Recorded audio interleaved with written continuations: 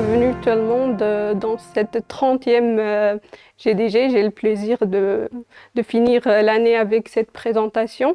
Je me présente rapidement. Je m'appelle Maha, je suis data scientist slash ingénieur en IA. J'ai travaillé déjà chez Appseed et c'est comme ça que j'ai connu l'équipe de GDG et d'Appseed. Donc si je suis aujourd'hui là, c'est pour parler de N8N et on commence dans le vif du sujet. Qu'est-ce que N8N? N8N, c'est tout simplement une plateforme qui va permettre de créer des workflows, des automatisations avec l'IA, mais pas que, pour automatiser justement vos tâches répétitives. Et à part le fait qu'elle est une plateforme open source, elle est gratuite, les deux grands avantages de cet outil. Le premier avantage, c'est un outil low-code, donc graphique, pas besoin d'une connaissance approfondie en code. À partir de drag and drop, vous pouvez créer votre agent IA et votre automatisation. Et l'autre avantage, c'est que il y a plus 400 intégrations de services qui sont toutes faites pour vous avec tous les services de Google, YouTube, Gmail, les CRM, Notion, Airtable et plein d'autres. Donc, dans cette session, on va commencer par les composants essentiels de N8N pour avoir en fait la terminologie pour pouvoir ensuite présenter deux démos. Le premier démo, c'est créer un chatbot pour les supports clients. C'est le premier workflow. Et le deuxième, comment transformer une vidéo en un post LinkedIn et le poster directement à partir de N8N en un clic. Et on va finira par les options d'installation, comment vous pouvez utiliser N8N.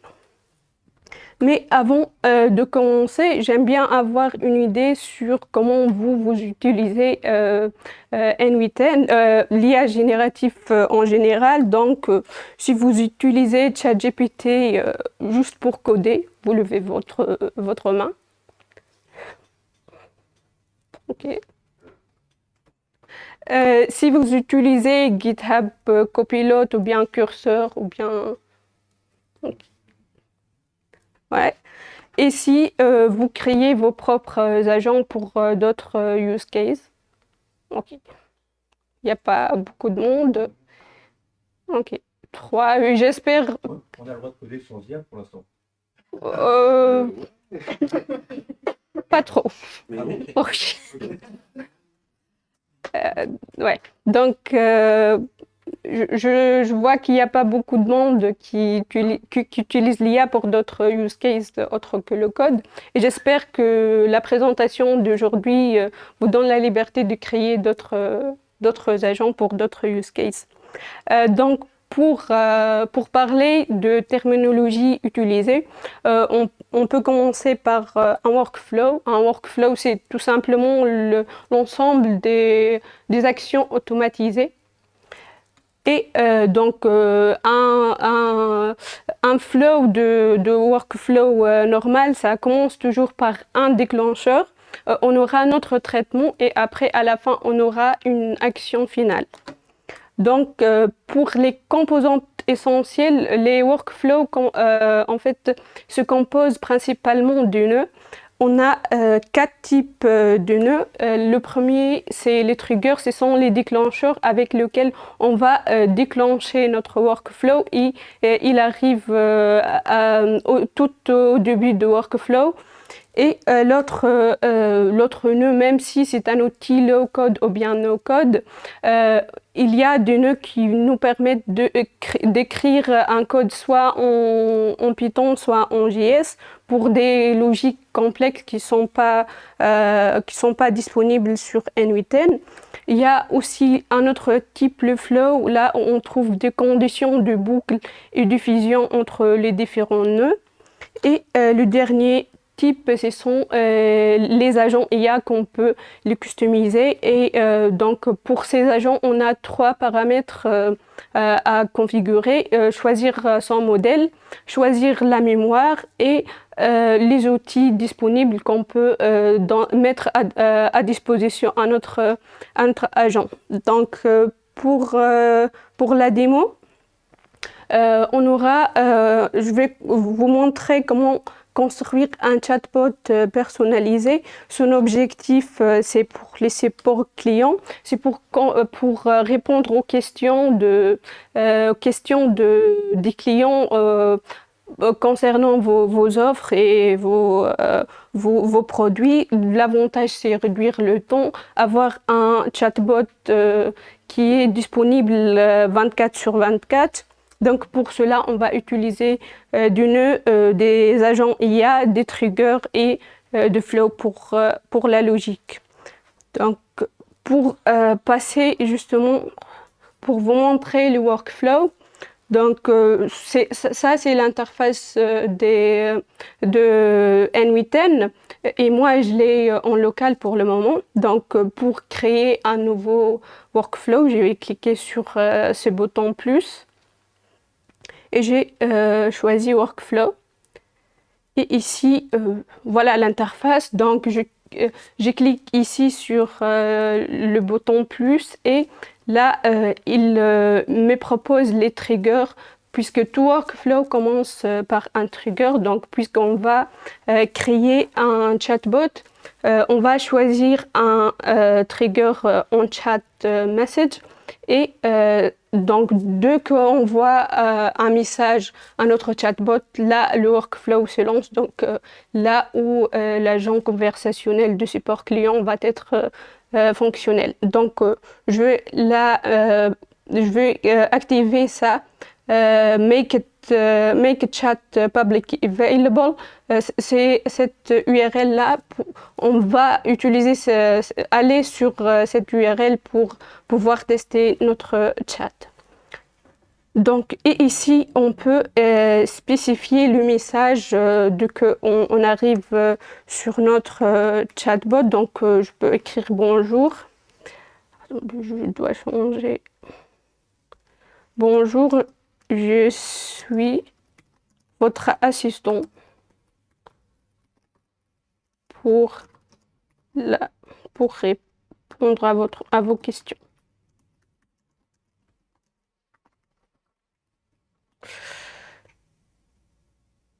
Donc, c'est le premier nœud qui est toujours un trigger.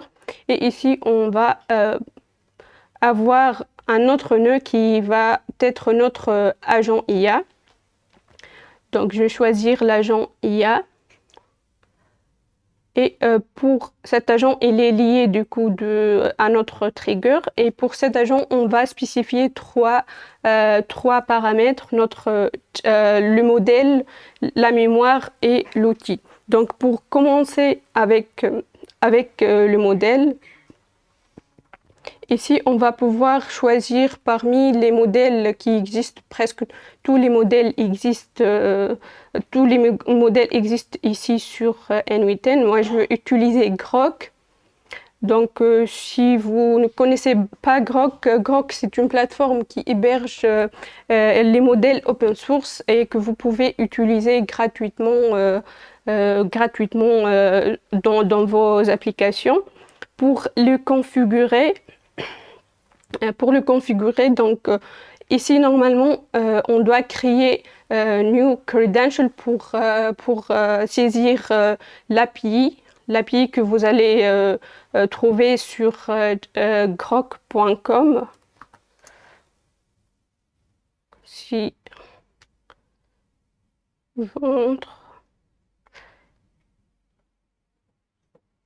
normalement ici vous créez une clé API et vous lui donnez un nom, après vous la récupérez et ici vous créez un nouveau credential et vous mettez votre clé API là-bas.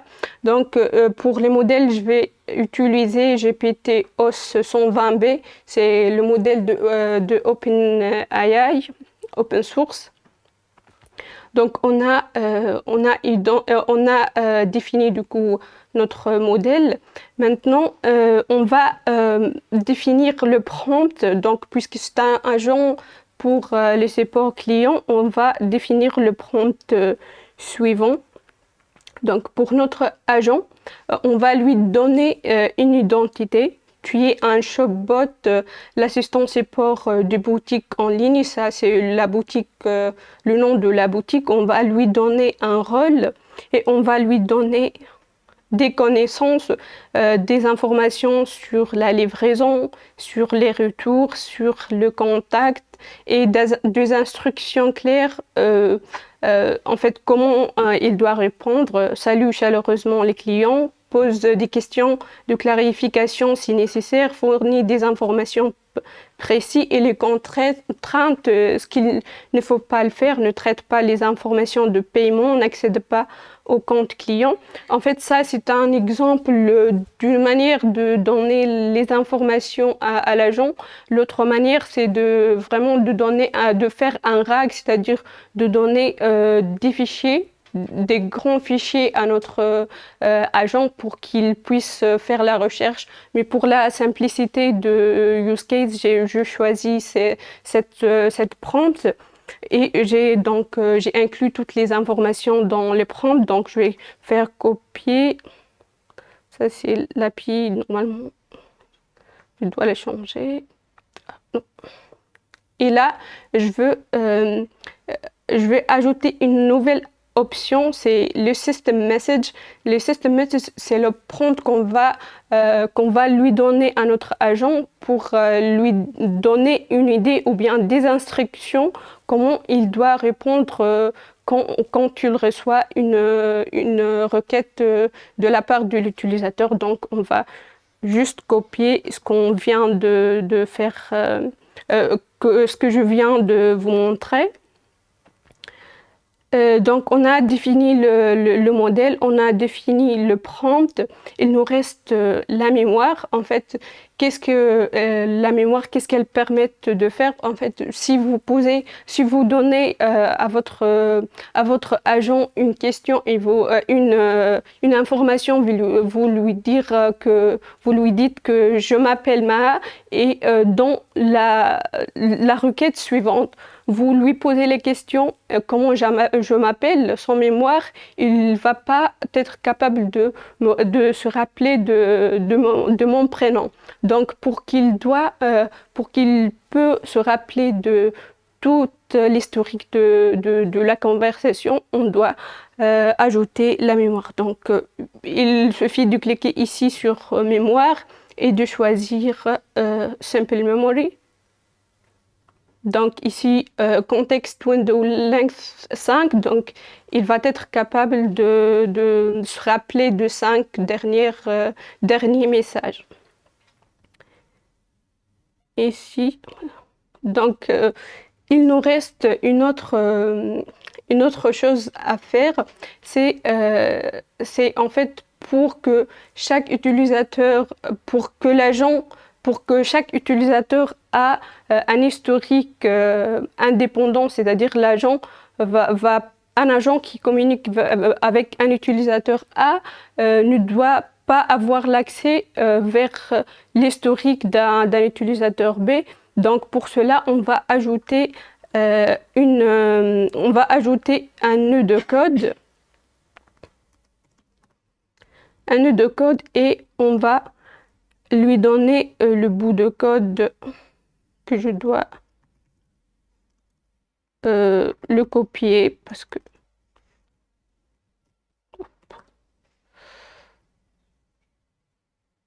je me rappelle pas de code, mais c'est pour garder chaque session à part.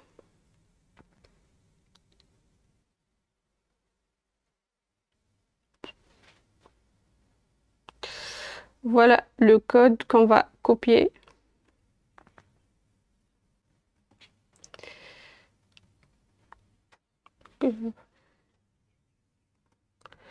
Donc, ça va être un Python. Donc, c'est pour garder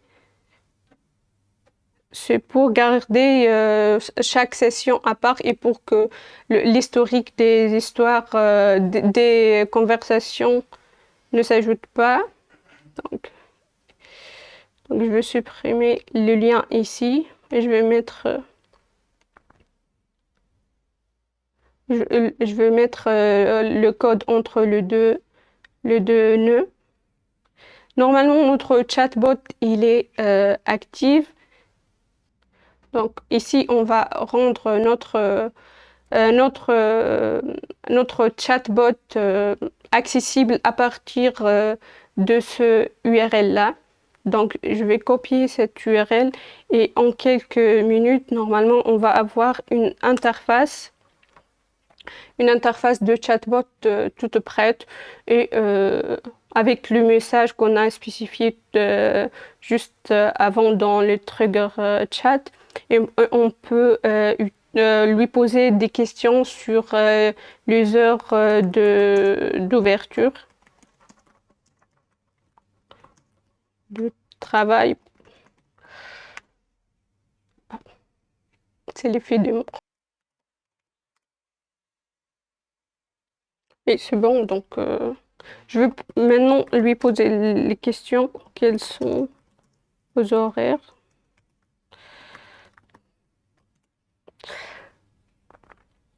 Donc, ça correspond bien aux informations qu'on trouve ici pour les horaires.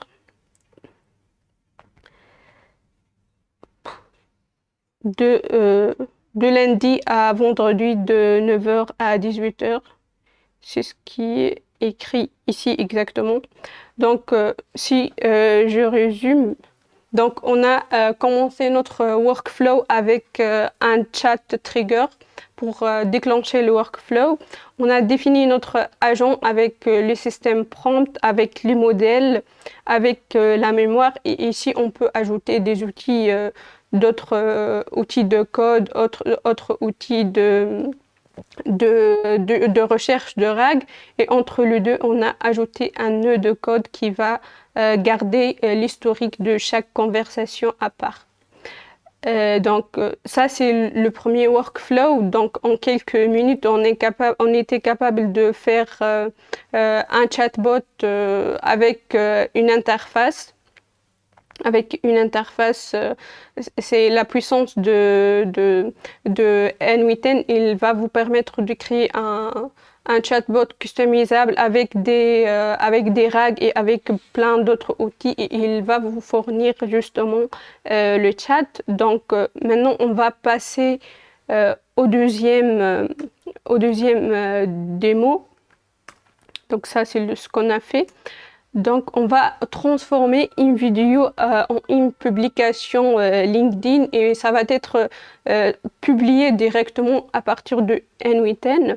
Donc, on va importer la vidéo.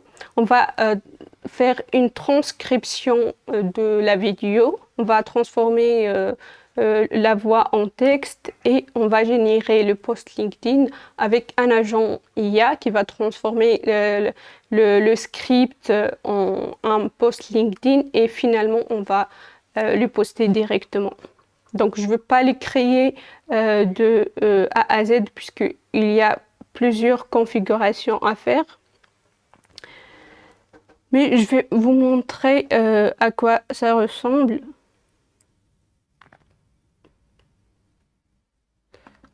Donc, si on commence toujours par un trigger, et ici j'ai choisi un trigger en cliquant manuel. Donc le premier nœud, c'est en fait un nœud tout près qui se trouve sur N8N, et c'est un nœud qui va nous permettre de récupérer la liste des vidéos qui existent dans une chaîne YouTube. Bien sûr, ici, on va définir l'API de YouTube. En plus, on va lui donner le ID de la chaîne. Et ici, on a quelques limites, le nombre de limites de vidéos qu'on peut qu'il doit le rendre, et on va les trier par date. Si on exécute cette nœud, donc vous allez voir le résultat ici. Donc, il y a plein des informations. L'information qui nous intéresse, c'est le vidéo ID, l'ID de la vidéo, ainsi que les titres. Et il y en a plusieurs autres informations. En fait, la connexion entre un nœud et un autre se fait avec lien, et on peut partager des sorties sous forme des JSON d'un nœud à un autre. Et donc, à cette première étape, on a récupéré donc une vidéo avec son ID. Et pour la transformer, cette vidéo en transcript, donc n8n ne permet pas en fait, pour la programmation Python, ne permet pas d'installer des librairies Python, donc on ne peut pas faire pip install. Et moi, pour avoir la solution la moins coûteuse, donc j'ai utilisé un script qui va prendre tout simplement l'ID de vidéo, et j'ai utilisé YouTube Transcripts API qui va transformer, qui va nous donner du coup le transcript de la vidéo. Et puisque n8n ne permet pas en fait l'exécution d'un code avec des librairies Python, j'ai utilisé un nœud qui s'appelle execute command, et cette commande, elle va exécuter les scripts que je l'ai définis sur mon ordi. Et donc j'ai défini ça, c'est le dossier où se trouve mon script, et ça, la commande Python qui va exécuter le code et qui va prendre justement l'ID de vidéo, qui est la sortie du nœud précédent. En fait, si ça, c'est la sortie du nœud précédent, si je clique ici, je peux la mettre, donc je peux la mettre ici, et je peux supprimer ici. Donc à partir de sortie du nœud précédent, on peut choisir n'importe quelle sortie et la glisser ici pour l'avoir comme paramètre. Donc, si j'exécute ce nœud-là, cette étape-là, normalement, je veux avoir le transcript de toute la vidéo ici.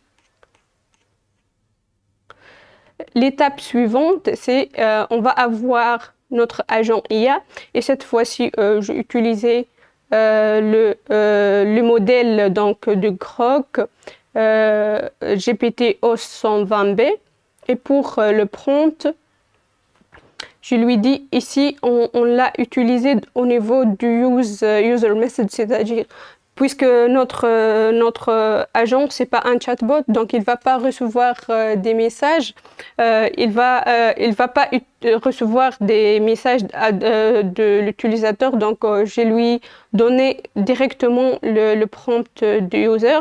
Je lui dis, à partir de ce transcript, génère des idées différentes pour des posts LinkedIn, utilise le contenu des scripts pour écrire les deux posts LinkedIn. Ne fait pas de référence pour la vidéo, il faut que les deux posts soient distincts sur la forme et le contenu. Et ici, j'ai juste glissé cet output-là, std_out, qui est le transcript de la vidéo, je l'ai glissé ici. Et donc, si on exécute cette étape, oui, et en plus de ça, j'ai utilisé un output parser. En fait, cet output parser, ça va obliger le LLM d'avoir une sortie sous forme de JSON pour s'assurer qu'on a la sortie sous la forme qu'on souhaite. Donc, un exemple de ça sera post 1, donc contenu de post 1, et post 2, contenu de post 2. Donc si on démarre, on exécute cette étape, normalement, on va avoir l'idée, un post 1, vous avez déjà eu l'impression que votre API se bloque. Donc, c'est toute l'idée à partir de ces transcripts-là. Et un autre post qui se dérive du même transcript. Ensuite, on va avoir généré une image avec Gemini, avec Nano Banana qui est en fait un modèle pour génération des images très puissant de Google. Donc, on va utiliser cette fois-ci une requête HTTP. Ici, on regarde les paramètres de la requête. C'est une requête POST avec cette URL. Et on va utiliser comme modèle Gemini Flash, Gemini 2.5 Flash. Et ici, c'est la clé que je dois changer d'ailleurs après la fin. Et pour les paramètres, on va venir définir ici notre prompt. Donc, génère une image que tu dois, en fait, génère une image, normalement, tu dois générer une image et non pas une idée à ajouter à ces posts LinkedIn. Et comme toujours, j'ai ajouté ici en fait, ces posts-là, j'ai choisi la première idée. J'ai juste glissé ça pour avoir l'image. Donc, si on exécute cette étape,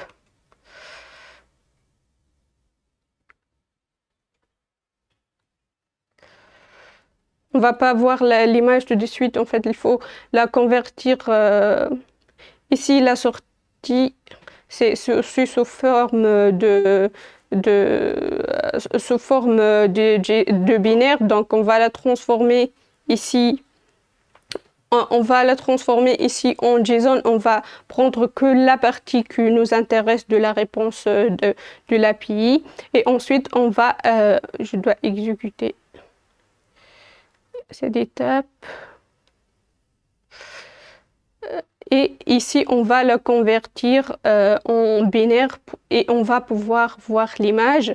Donc, si on clique back, peut-être il faut que... Ouais, voilà, donc une image j'ai créée pour le post. Une fois on a créé le post et l'image, ici on va avoir donc un merger, c'est pour en fait fusionner les deux inputs, les deux posts, c'est-à-dire le post LinkedIn et l'image. Pourquoi on a besoin de merge? Parce que LinkedIn, c'est la manière avec laquelle n8n fonctionne. On a besoin on n'a pas le droit de mettre ces deux inputs directement vers create post.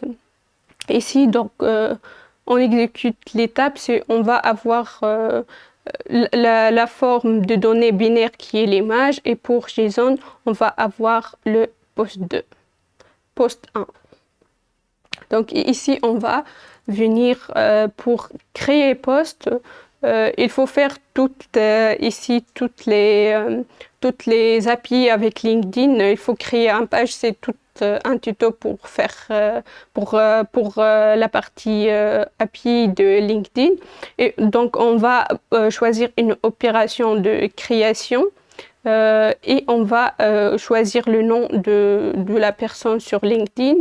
Et ici on va choisir le post 1 comme texte pour l'opération, et pour l'image, on va choisir comme catégorie image.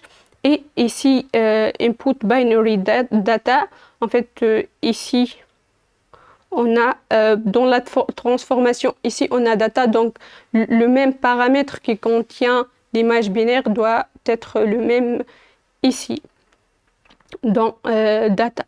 Et si je exécute cette étape, normalement, je veux avoir mon post qui va être posté sur LinkedIn. Donc, si Je vais sur mon LinkedIn pour voir mon profil.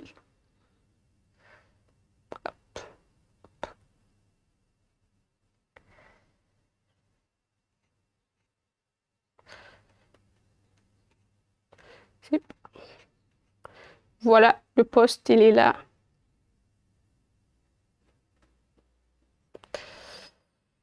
Donc le post, il est posté en un seul clic. Ça, c'est un exemple des transformations, des automatisations. Mais si on regarde ici pour les plateformes, en fait, n8n, il s'intègre avec plusieurs autres outils. Par exemple, Google Sheet, Microsoft Excel, plein d'autres outils, plus que 400 outils, avec Git, avec Notion, avec plusieurs modèles. Donc ça, c'est un exemple d'automatisation simple. J'ai créé un autre en fait lorsque en fait ici c'est un workflow. Lorsque je fais un upload d'une vidéo sur YouTube, il va directement générer la description de cette vidéo. Donc il fait un update de la vidéo. En plus, il va créer un post LinkedIn qui va promouvoir cette vidéo et poster la vidéo directement à partir d'un simple clic. Donc c'est ça la puissance de n8n. C'est l'IA et c'est l'intégration avec plusieurs outils. Donc comme on a vu avec le chatbot customisé ou bien avec le workflow de post LinkedIn, en fait vous pouvez prendre une vidéo et la transformer en article complet. C'est ce que je fais avec quelques vidéos que moi je crée sur ma chaîne. Donc ça c'est le workflow. Et pour parler de l'installation, en fait il existe trois façons pour installer n8n. Il y a n8n Cloud, mais vous payez 20 € pour l'utiliser. Vous pouvez utiliser Docker pour l'installer. Et finalement, vous pouvez l'installer avec NPM. C'est ce que je fais moi. C'est pour des tests rapides pour des utilisations locales.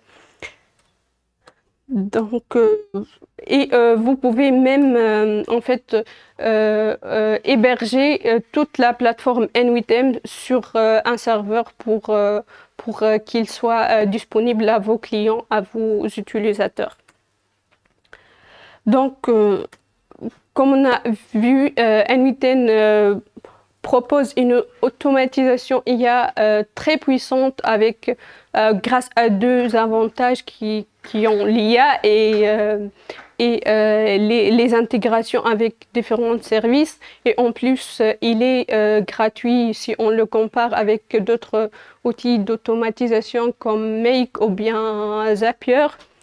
Et si vous voulez trouver plus de contenu sur l'IA, vous pouvez regarder sur ma chaîne YouTube. J'ai une chaîne que je viens de commencer. Je partage d'autres tutos qui sont plus techniques sur l'IA. Donc vous avez le QR code que vous pouvez le scanner pour voir la chaîne. Et finalement, si vous avez des idées de workflow que vous voulez faire, ou bien vous voulez que je vous aide sur ces idées, n'hésitez pas à me contacter sur LinkedIn. Et voilà. Merci pour votre attention.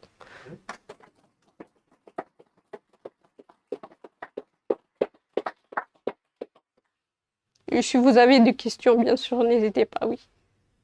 Moi, une question, une remarque. Oui. Alors, certes, je vais jouer sur les mots, mais n8n se qualifie d'automatisation IA. Je ne vois pas où est l'IA dans n8n. Je m'explique. dire par là que certes, on peut mettre en œuvre des composants qui s'appuient sur de l'IA, Mm. mais la solution elle-même, en tant que comment dire, solution pour mettre en œuvre des workflows, Mhm. pas en soi, elle est IA. Oui, en fait, on peut intégrer des briques d'IA dans le workflow, mais elle-même, elle n'est pas... On est d'accord. Oui, Mais simplement, ils revendiquent, en tout cas, ils font leur promotion en disant qu'ils sont justement Mm. une IA, enfin, un Ouais. agent d'automatisation IA.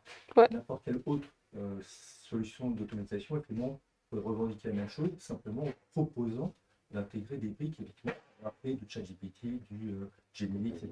oui, oui. Mais en fait, ils ont lancé, je pense, une dernière feature qui peut créer des workflows comme ça à partir d'un prompt. Ah, d'accord. Ouais. En fait, ok. Donc, c'est très récent, ça. Ok. Ouais. Ouais. Ouais. Oui, sur le cloud. Ok, tout comme leur Et par rapport à la transcription, Ouais. c'était un code Python avec une API, enfin, une librairie Python. Ouais. Si tu l'installes dans le cloud avec le premier hébergement que tu citais, c'était le cloud NLP, tu peux le faire ça? On peut pas. Je n'ai pas entendu parler.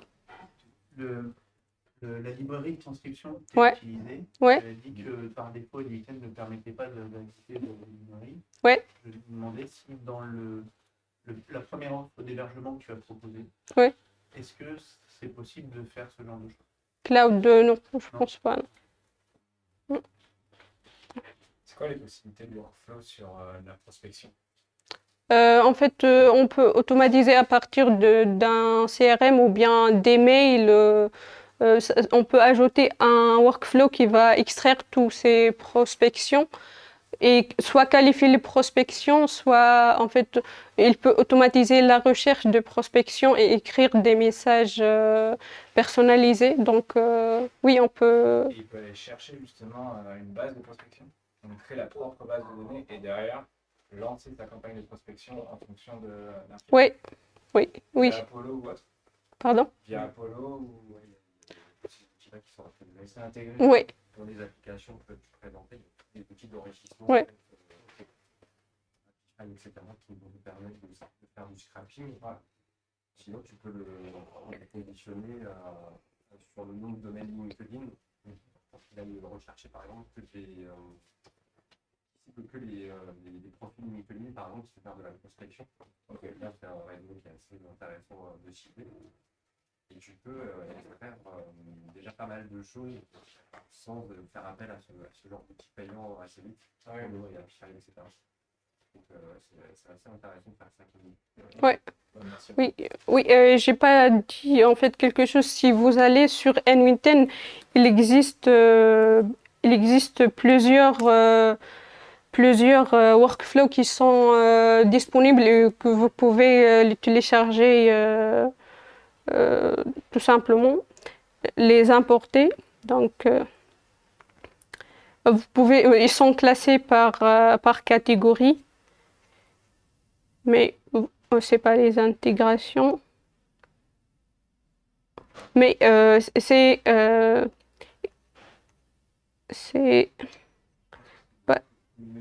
ouais. En fait, c'est le gens qui crée des workflows et ils le partagent et vous pouvez l'utiliser directement.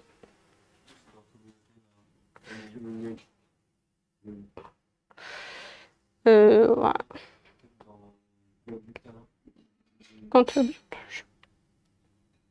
Non. En fait, moi, je l'ai trouvé dans Use Case.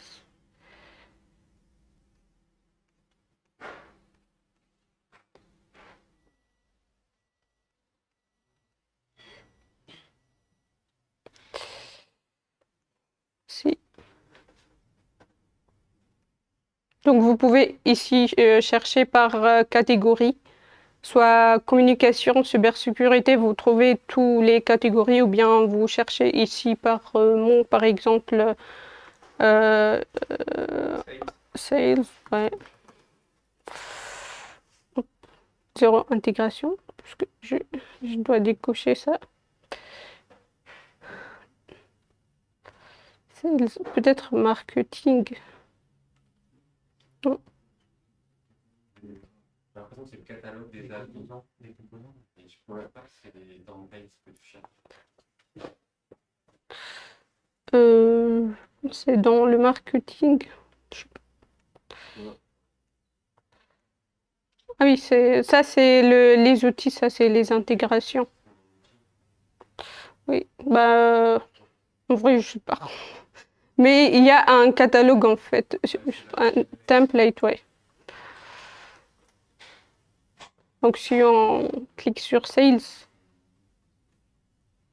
vous trouvez ici des templates qui sont prêts. Et si vous cliquez, je pense que vous pouvez l'utiliser en copiant. Utiliser. On peut juste copier donc un JSON et venir ici pour le copier. Donc, et là, vous avez le workflow copié. Il suffit juste de faire les configurations des API, etc. pour l'utiliser. Ouais. Ouais. Moi, j'ai une question par rapport au modèle que tu privilégies. Donc, tu nous as parlé de Grok. Oui. Est-ce que tu utilises d'autres modèles que celui-ci ou pas? C'est vraiment... En fait, j'utilise principalement ChatGPT, GPT-4 et Gemini pour la génération des images. Ok. Je pense Ouais. que c'est une chose que je ne comprends pas. Vous m'avez semblé comprendre que Grok était un concurrent de ChatGPT. En fait, il héberge les modèles open source. Ok, j'ai compris. Ouais. D'accord. Parce qu'en fait, Grok avec un Q, c'est pas un modèle. Ah oui, oui, c'est Grok avec Q, c'est pas K. K, c'est ça, le modèle de Elon Musk. Ouais. Tu parles des LLM. Open source. Ouais. Ouais.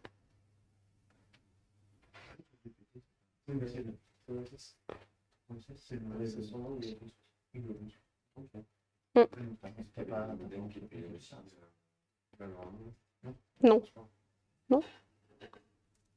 Donc il y a Grok que le modèle open source, mais si tu veux utiliser Anthropic, il existe ça. Ouais, ouais. Oui, donc tous les modèles, ils sont sur... oui.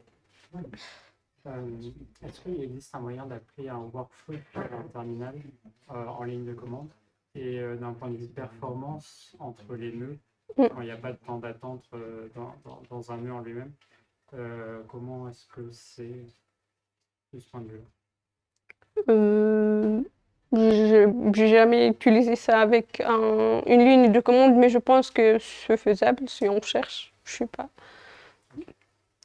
Ouais. Ouais. Oui. Merci. Merci à vous. Merci.